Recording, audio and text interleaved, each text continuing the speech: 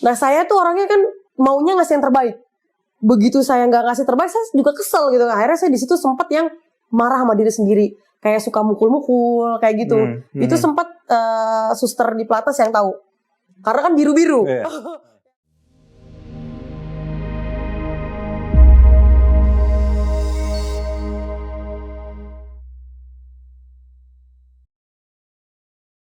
Hi viewers, this is me, Sihar Sitorus. Welcome to Synopsis, sharing experiences about economy and business. Semua orang pasti pernah mengalami fase perubahan dalam hidup dan butuh keberanian serta daya adaptif untuk melaluinya. Nah, pada episode kali ini, kita kedatangan sosok yang telah melalui banyak transisi luar biasa dalam hidupnya. Tamu kita hari ini adalah seorang mantan atlet badminton dengan segudang prestasi nasional dan internasional. Sekarang, dia menjadi seorang pengusaha kuliner dan pelatih di IndiHome Gideon Badminton Academy. Please welcome Pia Zubaida Bernadette. Terima kasih Pia. Sepertinya kamu akrab dengan transisi dalam karir dan kehidupan. Kita mau dengar cerita Pia. Bagaimana kamu menavigasi masa-masa transisi tersebut?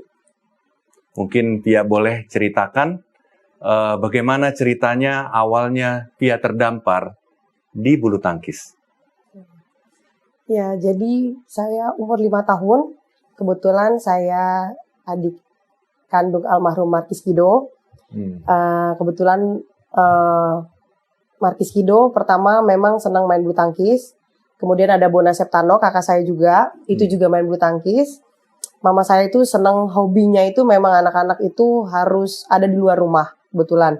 Jadi nggak cuma dimasukin dunia bulu tangkis, ada renang, ada sepatu roda, ada catur. Intinya mengisi kegiatan, yang penting nggak di rumah. Jadi waktu itu kakak saya semua main bulu tangkis, latihan bulu tangkis.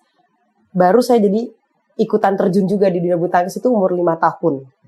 Di situ saya mulai belajar bulu tangkis. Nah, Pia kan waktu kecil, pasti anak kecil umumnya kan banyak hobi.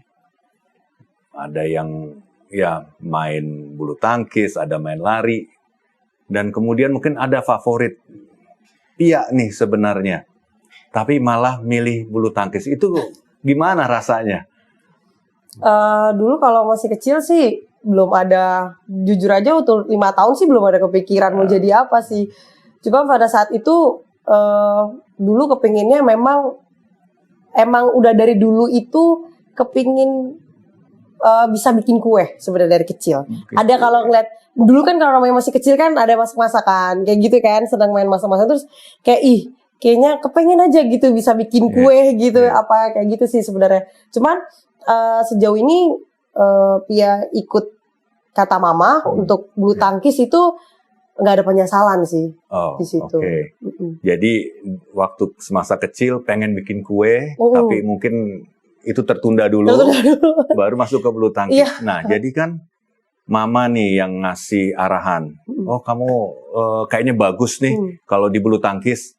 Terus kakak-kakak, Kak Bona, Kak Markis, jadi inspirator bagi Pia.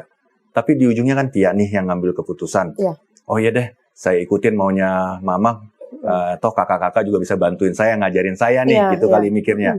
Kemudian setelah masuk, mulai latihan, itu ada kayak culture shock nggak? Atau kayaknya, aduh, kok teman-teman saya nih, ini banget, gitu ya, jago-jago banget, atau bahkan menerima ledekan. Itu gimana Pia mengatasinya? Ya jadi dulu Pia kan masuk ke asrama Jaya Raya itu umur 10 tahun. Dibilang masih kecil ya di sana. Terus kayak Pia nih masih belum tahu gitu kayak aduh ngapain sih gue ada di asrama gitu kan. Masih kayak aduh ngapain sih saya masih di asrama, ngapain sih saya latihan bulu tangkis. Itu tadinya tuh Pia nggak tahu harus apa gitu kan, ngapain sih ada di sini tuh intinya buat apa gitu, karena kan bukan dari Pia ngelakuin tuh kayak orang mama maunya ini ya Pia lakuin gitu.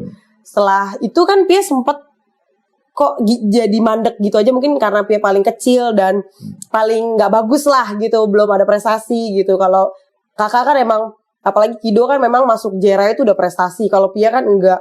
Nah di situ Pia paling nggak bagus mainnya, paling jelek. Nah di situ kan otomatis kan yang senior pasti kadang bukan sebenarnya bukan bully ya, lebih kayak mungkin diledekin kayak gini payah nih, gini nggak bisa nih gitu kan, yang namanya paling kecil dan paling jelek gitu, jadi merasa gitu. Sampai akhirnya dia mungkin beranjak dewasa umur 12 tuh lebih bisa mikir. Jadi nggak di umur 10 tahun Pia berubah tuh umur 12 tahun, 13 tahun, 14 tahun. Pia mulai ada berpikir kan, masa sih mau hidup diledekin kayak gini gitu, masa sih mau hidup setiap hari penuh dengan ledekan, penuh dengan orang kayak nggak percaya, orang kayak meremehkan, masa mau kayak gini. Terus kan ada rasa kesel, udah mulai punya rasa kesel yang tadinya masuk umur 10 tahun kayak gitu-gitu aja, jadi umur 14 tahun 13 tahun kayak udah mulai rasa punya nggak terima, kenapa nih saya kok diledekin mulu gitu. Jadi langsung kayak nggak mau nih, pokoknya aku harus bisa ngalahin orang-orang sini, orang-orang di asrama. Biar aku harus hebat gitu. Tadi mikirnya kayak gitu sih. Jadi daya berjuang Pia itu muncul sendiri dari mindset pikiran, dari Pia kan. Tapi mungkin di dalam masa-masa itu tadi ya, ke umur 10, umur 12, umur 14 begitu. Ketika kita mulai bandingkan dengan diri kawan-kawan, ada nggak satu sosok misalnya dari Pia yang mana Pia pergi untuk curhat atau untuk minta inilah penguatan gitu? Kalau sejauh ini sih, kalau waktu itu umur segitu Pia masih ke mama ya. Apa-apa kan emang mama paling dekat sama Pia waktu itu. Kalau Kido kan saya panggilnya Uda. Kalau Uda tuh karena mungkin cowok, terus dulu di umur-umur segitu masih kurang begitu dekat sama adik-adiknya pada saat itu kan, karena juga masih ada ayah juga. Tapi Pia kalau ada apa-apa lebih curhat ke mama, kayak mah aku kayaknya pengen deh ngalahin itu nomor 1 yang di Jaya Raya, aku bilang gitu. Aku nggak pengen diledekin, aku kalau diledekin mulu. Terus kata mama, kenapa baru sadar, kata mama gitu. Terus kayak, iya sih sekarang udah sadar nih, udah nggak mau. Pokoknya aku mau latihan sehari 4 kali. Kan biasa sehari 2 kali di Jaya Raya. Sampai aku bilang, mah gimana caranya supaya aku ngalahin dia gitu kan. Ya udah, kamu latihan sehari harus lebih dari mereka. Kamu mau nggak gitu? Ya udah mau deh, apa aja deh begitu. Jadi akhirnya di situ sih mama tempat buat aku buat untuk menjadi support system buat aku gitu. Wah, luar biasa ya. Ternyata dari tantangan yang ada, Pia bisa mengatasinya dengan mindset yang benar, didorong oleh mama, yang kemudian Pia sendiri ngambil keputusan untuk nambah porsi latihan. Nah, jadi Pia nih sekarang bisa dibilang pembentukan mental ini udah mulai terbentuk dari awal, dan saya pikir ini akan menjadi lebih menarik lagi ketika mungkin Pia masuk ke series kompetisi. Nah, kan di series kompetisi ini kan kalau kita yang awam mungkin ada yang mulai tingkat kota, nasional, terus mulai ke internasional. Bahkan kalau sekarang ini ada yang super 100, 300, seterusnya sampai super 1000. Nah, itu bagaimana Pia, kan kalau kita main sekarang udah juara, ketemu lawan di super 100 kan rasanya enteng nih gitu kan. Dan kebalikannya, ketika kita lagi di super 300 masuk ke super 1000 gitu, aduh lawannya kayaknya berat nih gitu.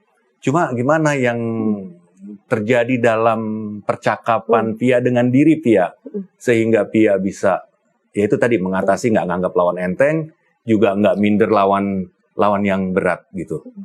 Ya kalau Pia sih tentunya beruntungnya Pia waktu itu pas itu kan udah di level pelatnas itu Pia umur udah 16 tahun ke 17 tahun. Di situ Pia mulai udah almarhum itu Kido itu yang selalu ada, yang selalu nasihatin, yang selalu kamu nanti kalau di pertandingan gini ya.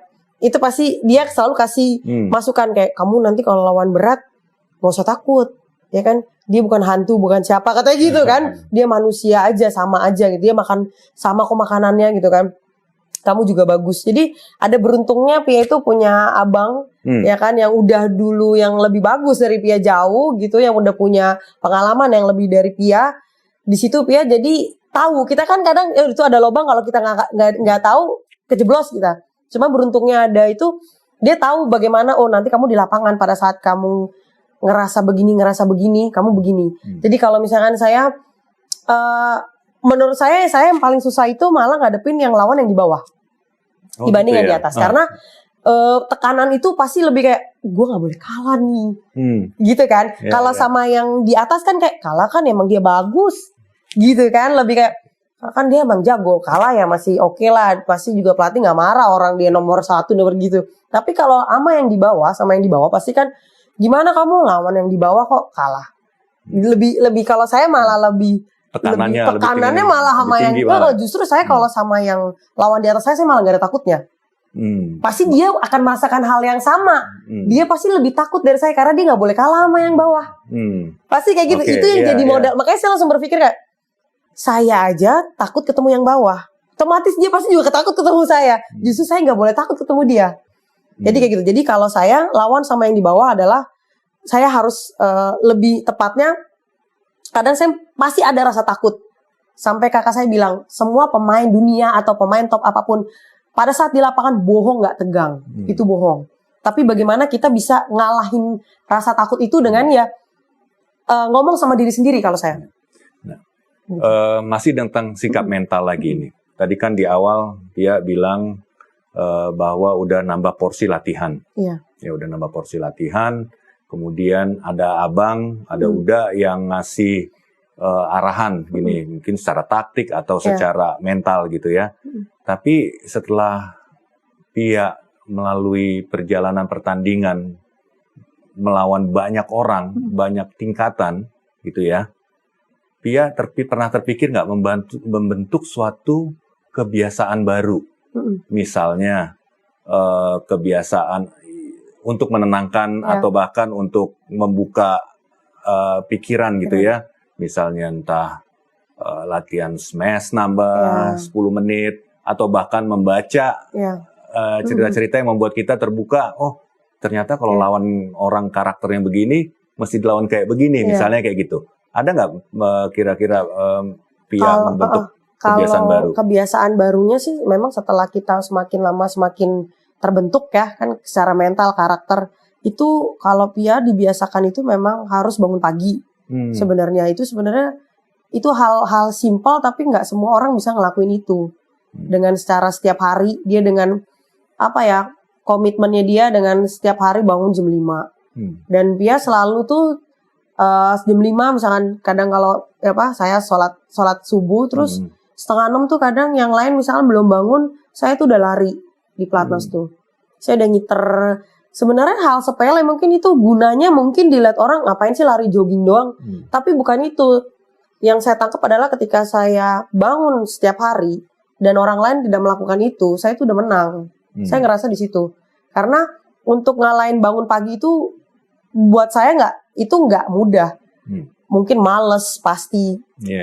Atau pastilah gitu kan, namanya anak sumur segitu nggak ada kepikiran buat. Kadang ada juga banyak yang udahlah latihan jam 7:30, udahlah bangun aja 6:30 masih sempet. Nah saya tuh nggak ada kepikiran gitu. Saya ada kepikiran adalah besok pagi itu saya harus komit, harus lari setiap pagi. Atau harus ngelakuin selain lari apapun itu, tapi saya harus bangun. Dan itu saya merasa saya di situ percaya diri saya meningkat. Karena saya melakukan itu yang nggak orang lain lakukan. Gitu aja saya udah menang dari yang lain. Itu menurut saya gitu kan. Itu aja saya udah menang dari yang lain. Jadi pada saat pas bertanding ketemu sama teman-teman saya menganggap kayak gue menang pasti gitu.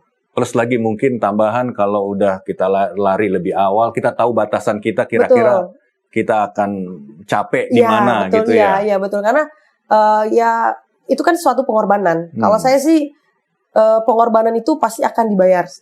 Ya kan, kadang kalau saya percaya sama Tuhan tuh adil gitu. Jadi begitu apa yang kita lakukan itu pasti dibayar. Entah nunggu berapa lama, tapi akan pasti dibayar. Saya yakin itu aja. Wah, menarik nih Pia. Nah sekarang kita juga penasaran nih Pia.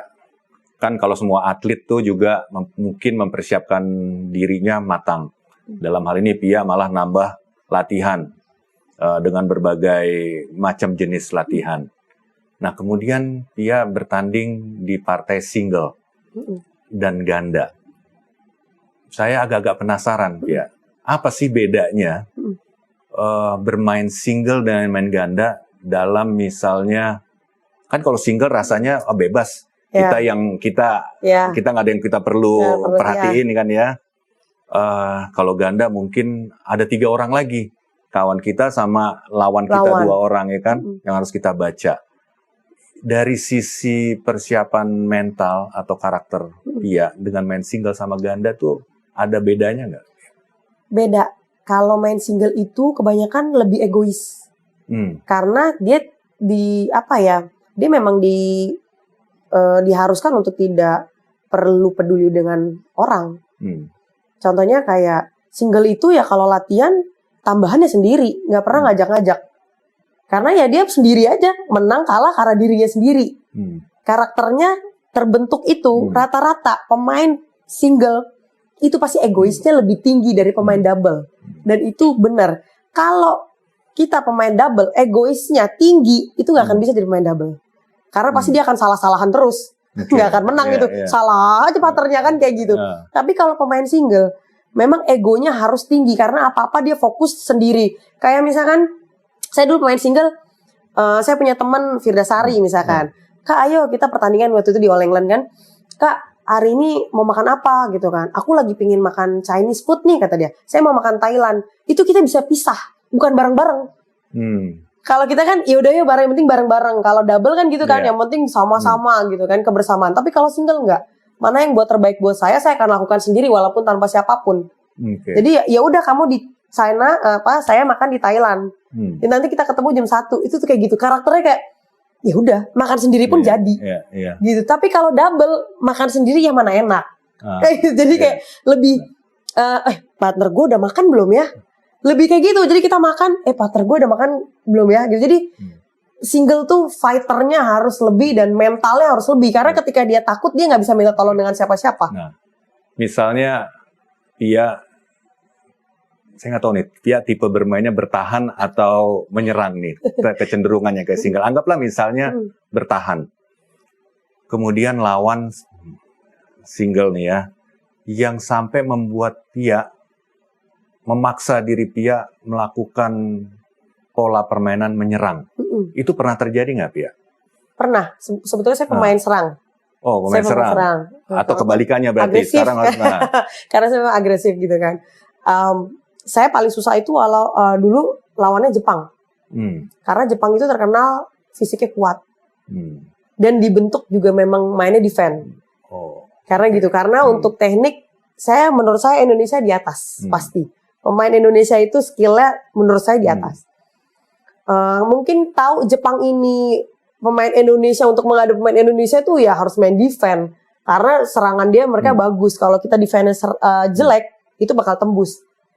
Emang terbukti pas saya lawan Jepang itu gak mati-mati. Saya serang gak mati-mati gitu kan. Akhirnya mau gak mau saya harus main kayak dia juga. Akhirnya ngelop, ngecop. Itu harus keluar dari zona nyaman saya kan. Yang biasanya saya mainnya nyerang itu kan. Wah saya harus berani nih. Saya harus berani. Itu seperti itu main juga gitu. Tapi gitu sih. Iya.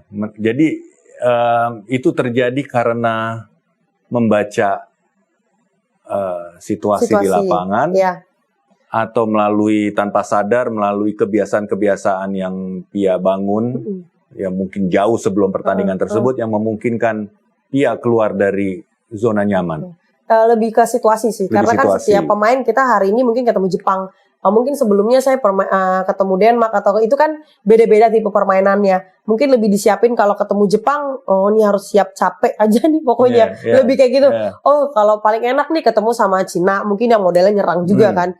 Ibarat kata kalah tapi pasti tipenya enak deh gitu. Tapi kalau Jepang tuh udah pasti mainnya 2 jam kan gitu kan. Udah pasti kayak, udah pasti capek banget ini gitu. Jadi lebih kayak mindsetnya aja dikuatin, kalau saya ketemu sama yang ini, udah pasti saya main pasti lama.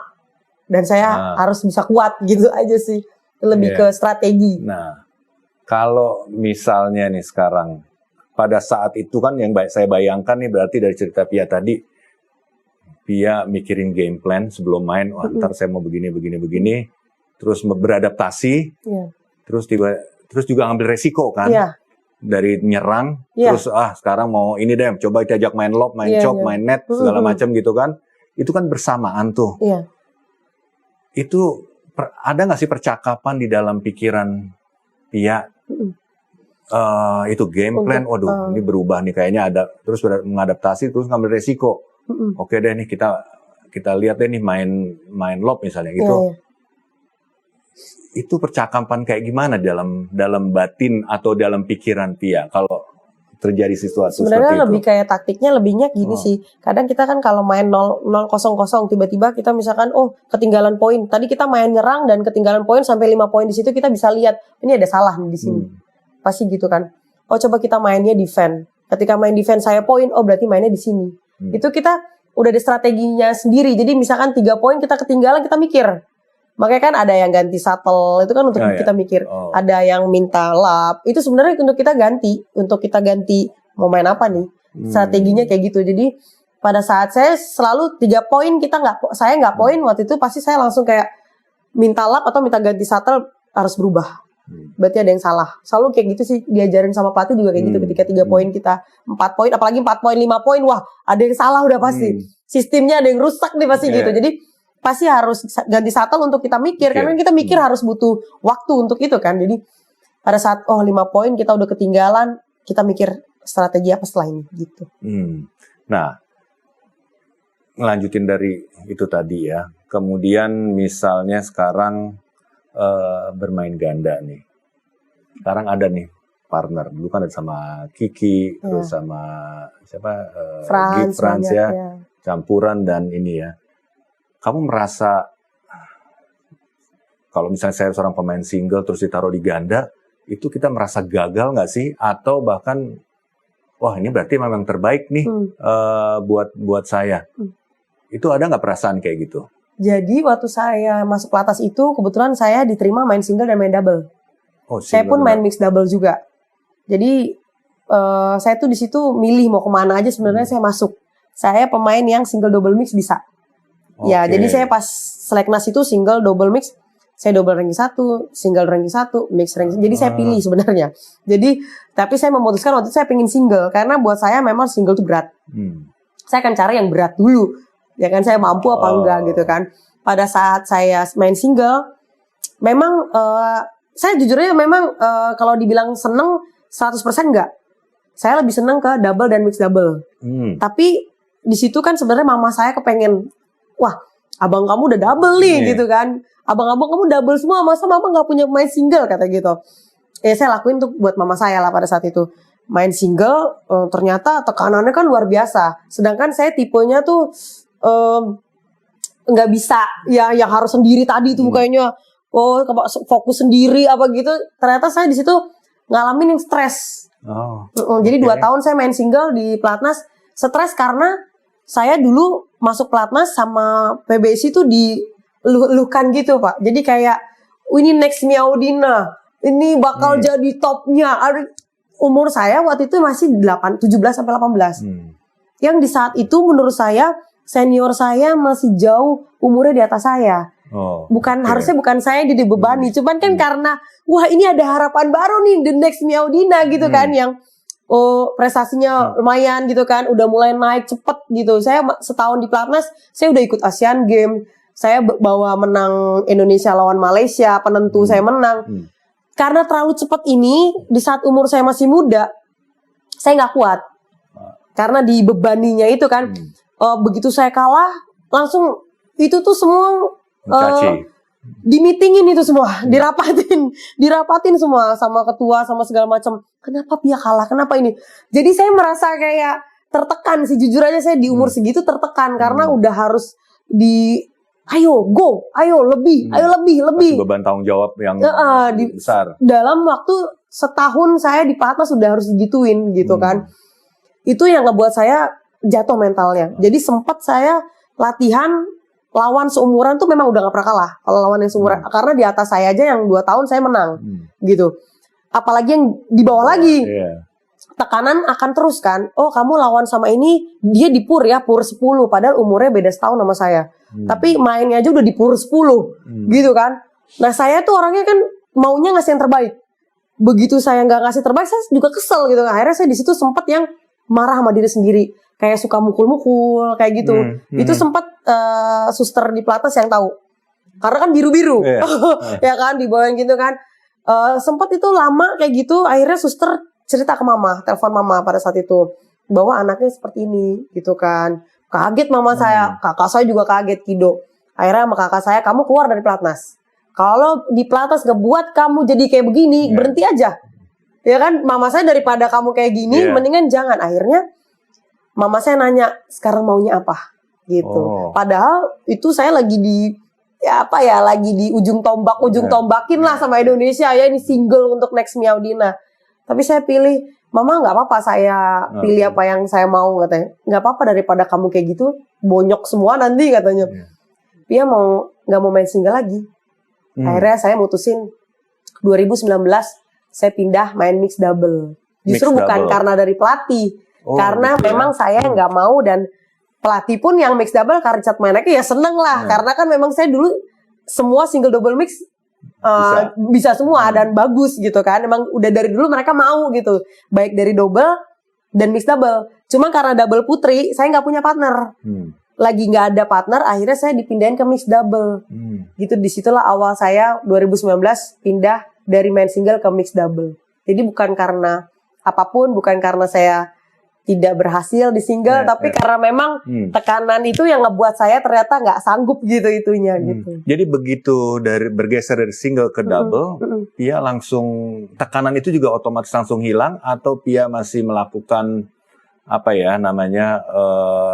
langkah-langkah gitu ya, entah melalui latihan atau kemudian berbagi tugas di lapangan dengan partner kita gitu ya, sehingga beban yang tadi itu jadi terangkat. Iya kalau menurut Pia, karena mungkin dari awal Pia itu lebih seneng mainnya di mix double, yang tadi Pia bilang. Lebih enjoy jadi, gitu. Pasti apapun yang dilakukan dengan kita senang itu jadi bebannya berkurang.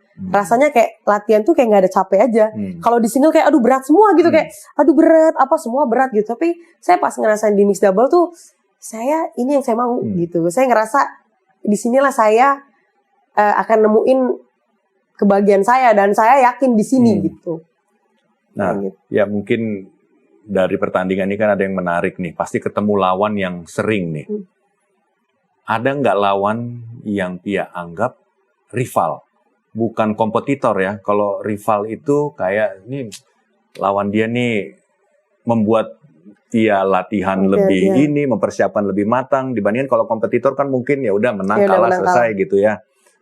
Tapi ini rival gitu. Kalau ini sih ya, kalau di zaman Pia itu kan lebih Cina lebih dominan ya. Lebih pemain-pemain Cina sih yang seumuran waktu itu, kayaknya tuh yang kayak Mak Jin kayak gitu kan, ketemu tapi kayaknya jus-jusan tapi kalah gitu loh. Rasanya tuh kayak keselnya minta ampun gitu. Cuman akhirnya sempat menang juga kan pas Singapore Open tuh, di Singapore Super Series 8 besar saya udah ketemu Mak Jin itu.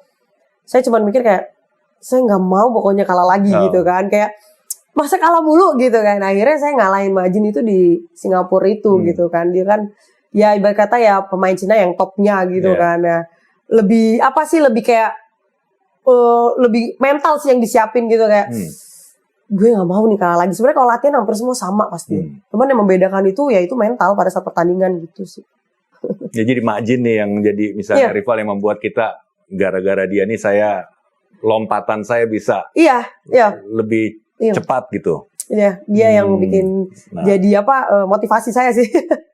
Ya, jadi Pia ini kan udah mengalami banyak transisi nih, dari anak-anak kemudian masuk ke bulu tangkis, kemudian mengatasi bullying atau ledekan-ledekan di saat-saat usia muda, kemudian memutuskan dari single ke ganda, mengatasi tekanan mental. Nah, sekarang ini kan saya pikir puncak dari transisi kamu nih, karir ya namanya atlet, ada ups dan kemudian kita perlahan kita juga akhirnya mundur dari sports yang kita cintai itu dan kita masuk ke pasca dunia baru. Nah, terus kamu kalau kita perhatikan, kita baca gitu ya, kamu milih tadi kan kue di depan. Nah, sekarang bikin kue yang menjadi hobi kamu di masa kecil, kenyataan nih. Itu satu. Kemudian kamu juga membantu atau bahkan jangan-jangan partner juga di IndiHome Gideon Badminton Academy. Boleh dong ceritain prosesnya? Ya, jadi kan saya memang berhenti bulu tangkis itu 2016. Jadi saya kan 2015 saya menikah, tapi sempat main 1 tahun dan 2016 saya memutuskan untuk pensiun.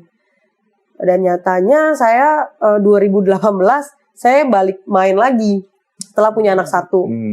Jadi 3 bulan pasca saya melahirkan, operasi sesar, saya mulai latihan. Kebetulan saya di-invite sama Liga India. Saya setiap tahun pergi ke sana. Itu sih yang ngebuat saya kaget juga gitu. Kok saya bisa di-invite tetap main walaupun saya udah ibu-ibu gitu kan. Ternyata saya masih main sampai 2020. Dan itu saya masuk top 50 dunia. Masih dalam keadaan anak 1. Jadi 2020 kemarin saya baru bener-bener lah berhenti karena COVID, pandemi. Di situ sih masa bener-bener akhirnya saya ngerasain, wah ini terakhirnya memang masa transisi saya. Kalau di 2016 itu kan saya ternyata main lagi. 2020 lah saya memutuskan anak kedua. Dan disitulah bener-bener ya masa transisi itu kalau saya bilang ya dibilang banyak pelajaran sih, banyak pelajaran. Karena kan saya kalau dari ngelatih sendiri baru 1 tahun. Tahun kemarin saya baru ngelatih. Jadi kemarin yang 2020 itu susahnya ya menurut saya pada saat kita dulunya mungkin secara finansial ya, mungkin secara keuangan juga itu dulunya mencari uang gampang, lebih mudah kemana-mana ya. Ibarat kata main kesini udah pasti duit gitu kan. Sekarang kan ya notabene ya tidak berpenghasilan lah, ya kan. Saya ibu rumah tangga. Di situ sih mungkin kendala mungkin nggak cuma di saya doang ya. Setiap pemain manapun ketika pensiun yang masa paling berat adalah ketika transisi dari mereka dari sesuatu akhirnya jadi bukan siapa-siapa. Gitu itu nggak mudah karena dari orang yang biasanya wah Pia, wah ini kan cepet, sekarang ya mungkin orang sebagian udah banyak yang lupa. Ya itu lebih buat saya sih kalau dibilang berat ya pasti berat sih. Apalagi yang biasanya wah kegiatan terus sekarang di rumah. Itu makanya saya lampiasinnya dengan kue. Dengan bikin kue gitu saya merasa ada rasa saya seneng gitu kan. Oh ini yang saya senengin. Memang dari dulu kepengen bikin kue. Mama pun support kayak, ayo kamu jangan asal bikin kue. Kamu mau, memang kan mama saya memang orangnya optimis, ambisi apa-apa. Jadi ngelakuin itu nggak bisa sebentar, ngelakuin itu nggak bisa sedikit. Jadi kayak kamu seneng kue, ayo belajar, ayo les. Kalau mama saya kayak gitu. Jadi saya 2020 itu bener-bener langsung terjun ke kue dan itu ngeles. Dan itu sekolah, dan itu mana-mana, jadi nggak cuma lihat YouTube gitu. Pertama lihat YouTube doang dan kata mama saya enggak, kamu harus belajar, kamu harus ngeles. Akhirnya saya bener-bener ngeles, buang duit ya itu di les itu. Saya belajar kue dan sampai akhirnya ya alhamdulillah saya sampai sekarang masih jualan kue walaupun online. Tapi ya buat saya ya alhamdulillah Pak, jadi mengisi kegiatan di rumah juga gitu kan, sambil ngelatih juga bisa sambil bikin kue gitu sih. Nah itu saya cuma bayangkan gitu ya, Pia yang bertanding di level tertinggi, terbiasa dengan suatu tekanan, tahu bahwa oh minggu depan saya harus terbang ke Taipei, minggu depannya lagi kemana, ya punya ini, kemudian itu terus ya, bergulir terus, dan tahu-tahu harus mundur nih, udah harus berhenti. Itu ada sesuatu yang hilang nggak rasanya, Pia? Kalau dibilang hilang ya pasti hilang sih Pak. Iya. Pasti hilang karena kita yang biasanya saya juga setiap hari latihan, tiba-tiba saya harus di rumah aja. Ya kan, tiba-tiba biasanya saya minggu depan saya harus ada pertandingan gini nih. Biasanya target saya nih mau begini-begini nih gitu kan. Sekarang kan nggak ada target apapun, targetnya ngebesarin anak gitu, udah beda itunya kan. Di situ pasti pasti semua pemain pasti akan merasakan di situ akan kayak terjun payung sih Pak. Jadi kayak akan merasakan kayak pasti nantinya akan kayak aduh guys sekarang nothing nih. Iya. Jadi itu akan dirasakan semua setiap pemain siapapun itu pasti akan kayak sekarang gue nothing ya, kayak gue nggak ada apa-apa. Itu pasti ada sih Pak. Cuman lebih ke yang kalau saya sih lebih kayak ya lu harus melakukan sesuatu yang dunia baru yang kan memang gak selamanya di dunia bulu tangkis. Nah, di situlah makanya mama saya, ayo melakukan yang positif. Apa yang mau kamu kayak apa yang hobi kamu atau apa yang bikin kamu jadi naik lagi gitu loh Pak. Baik percaya diri itu kan pasti namanya kita setelah kelar dari pemain percaya diri pasti turun. Orang lain kita biasanya dipandang mungkin dilihat, gitu sekarang mungkin nggak ada yang lihat, mungkin nggak ada yang siapa lupa, ya gitu kan. Pasti kan kita ada rasa, sekarang udah nggak ada apa-apa dan percaya diri akan turun, gitu. Nah, makanya mama saya bilang, ayo apa nih yang untuk menaikkan percaya diri kamu? Apa nih yang untuk kamu tuh, seneng lah gitu kan, selain melupakan bulu tangkis ini gitu, karena kan udah nggak bisa diapa-apain lagi. Dari situlah saya menemukan, saya bikin kue, bikin roti, dari situlah saya, ya itu sih yang tergantikan gitu loh Pak. Bisa nggak dibilang begini Pia? Selama berkarir di bulu tangkis itu kan kamu terbiasa terkondisi misalnya membuat satu game plan. Game plan, terus ngelihat lawan, setelah tepok kok kayaknya harus diadaptasi terhadap gaya permainan atau situasi dan kemudian mengambil resiko. Ya, itu kan bayangan saya tuh dari ceritamu itu kamu terkondisi terbiasa dengan seperti itu dan kemudian masuk ke dunia baru ini ya mungkin ini bisa tetap diterapkan nggak dalam pendekatan ini bisa diterapkan nggak ke dalam dunia barumu ini. Jadi ketika kamu melihat pemain sekarang di akademi kamu bisa flashback mungkin ya ngelihat dia gimana, ini kayaknya oke nih, ada potensi. Kalau misalnya bisnis juga ada, saya mau kejangkauannya mau seberapa luas nih kan ada bisnis plan gitu ya. Itu kamu pernah nggak yang kamu kayak mirip-mirip ya? Gitu. Kalau saya sih benar-benar miripnya tuh memang saya kan karena di kue itu dari awal dari nol dari yang nggak bisa Pak. Bahkan saya dulu nggak tahu yang namanya wajan, saya taunya kompor tuh wajan tuh kompor saya pikir karena saya nggak pernah ke dapur gitu. Jadi itu proses banget dan bikin kue juga itu juga proses banyak gagal Pak. Jadi pernah sewaktu misalkan ada pesanan waktu itu kan sempat hari itu ada pesanan 25 kue dan itu saya waktu itu cuma punya karyawan 1. Tiba-tiba nggak tahu kenapa saya masih dulu awal-awal pakai gas kompor oven yang manual Pak. Jadi kena hujan tuh bisa mati ovennya. Itu nggak tahu menau bisa tiba-tiba mati kan kayak gitu dan gagal itu bener-bener gagal Pak. Saya juga nggak tahu kenapa gagal ini kenapa gitu sampai bisa nangis saya. Saya bilang sama mama saya langsung kayak gini. Kayaknya saya nggak bakat nih di kue saya bilang gitu kan kayaknya saya bisa bikin nangis gitu karena mah kayaknya udah deh mah dia nggak cocok deh di kue nih soalnya gagal ini gimana udah harus dikirim kayaknya udah nggak bisa gitu kan. Terus kata mama saya wah ini jadi lebih-lebihin main bulu tangkis kata mama gitu kan. Terus mama saya bilang kamu bayangin waktu saat kamu main bulu tangkis ya kan pada saat kamu gagal itu apa kamu kayak udahan kayak gini kata gitu kan. Kenapa kamu nyerah gitu kan. Kamu bulu tangkis kamu nggak nyerah. Kenapa sekarang kamu nyerah hanya hal-hal sepele kayak gini gitu kan. Akhirnya saya coba lagi gitu kan. Oh iya bener juga ya gitu kan. Kok saya buat kue kenapa saya takut gagal. Orang dulunya saya udah sering gagal gitu kan.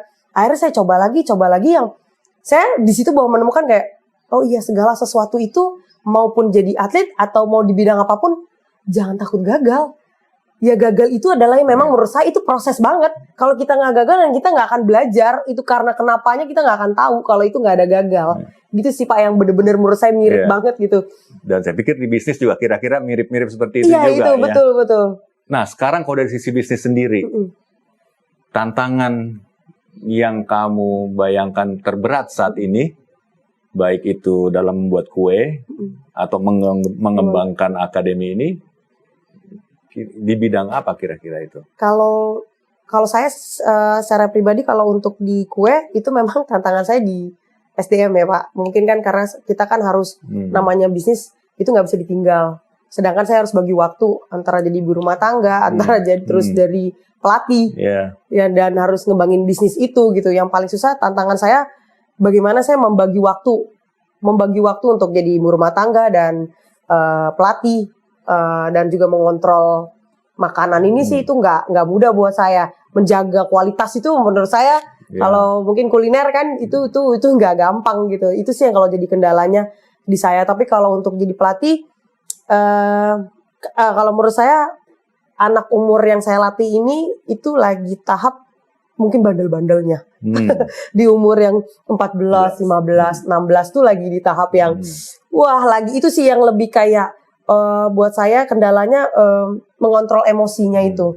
Sama mindset saya bahwa kayak saya bilang saya melatih pemain yang bagaimana membuat mereka itu menjadi juara gitu loh Pak. Itu yang saya mau buat dan itu nggak gampang gitu. Yang mindset saya sih yang penting saya nggak mau nyerah gitu loh Pak. Karena menurut saya di bidang kue atau di kuliner ataupun di ngelatih pun atau jadi pemain juga, yang paling penting itu saya nggak mau nyerah walaupun kadang kalah, anak buah kalah, kadang kan ya ampun kok kalah mulu, tapi ya nggak mau nyerahnya itu yang harus menurut saya ya harus dikuatin gitu loh Pak. Ya. Gitu. Luar biasa Pia, ceritanya sangat menginspirasi. Pia, ini mungkin bagian terakhir dari obrolan kita hari ini. Nah, misalnya nih, ada teman-teman nih mau mesen kuenya Pia. Kemana nih kita menghubunginya? Atau misalnya, anak teman saya hubungi, saya mau masukin anak saya main bulu tangkis nih. Kemana nih saya bisa mendaftarkan anak ini ke IndiHome Gideon Badminton Academy? Ya, kalau kue saya ada di Shopee Pak, kebetulan tinggal itu klik aja di Mora Baking, nanti keluar di Shopee ada. Kalau memang mau ada anak-anaknya mau main bulu tangkis, mau latihan atau mau belajar, itu di Instagram ada di Gideon Badminton.